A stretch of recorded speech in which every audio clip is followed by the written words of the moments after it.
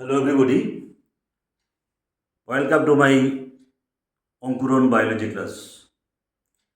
তো আজকে আমরা যারা নতুন ক্লাস 10-এ উঠেছ তাদের জন্য বায়োলজির তোমাদের প্রথম অধ্যায় যেটা জীবন প্রক্রিয়া অর্থাৎ লাইফ প্রসেস, তার একটি প্রশ্ন নিয়ে আমরা আলোচনা করব। আমরা প্রত্যেক দিন ছোটো ছোটো কিছু কিছু প্রশ্ন নিয়ে আলোচনা করব, আশা করি তোমাদের বুঝতে সুবিধা হবে। আজকে আমরা ফটোসিনথেসিস অর্থাৎ সালোক সংশ্লেষ এই বিষয়টা নিয়ে ছোট্ট একটা আলোচনা করছি। যে ফটোসিনথেসিস বলতে আমরা কি বুঝি, হোয়াট ইজ ফটোসিনথেসিস?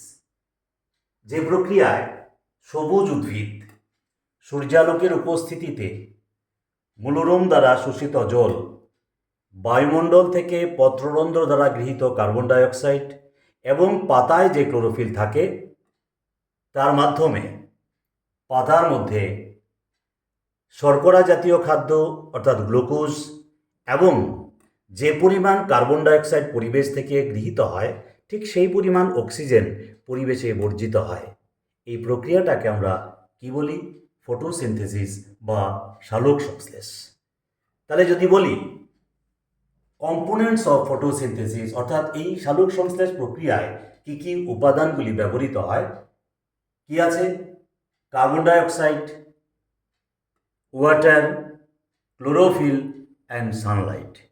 তো এই উপাদানগুলির উপস্থিতিতে পাতায় সালোক সংশ্লেষ প্রক্রিয়ার ফলে কি তৈরি হয়, অর্থাৎ ইম্পর্টেন্ট প্রোডাক্টস অফ ফটোসিনথেসিস?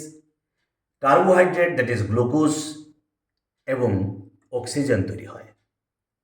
তাহলে এই ফটোসিনথেসিস প্রক্রিয়াটার কেমিক্যাল ইকুয়েশনটা আমি এখানে দিয়ে দিয়েছি। কি আছে?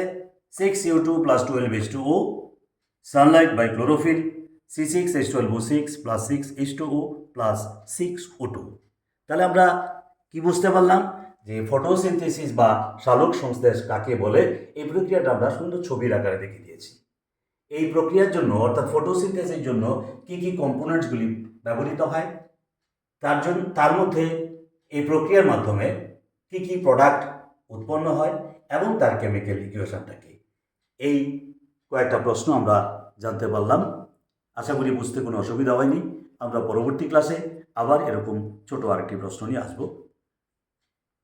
সবাই ভালো থাকবে।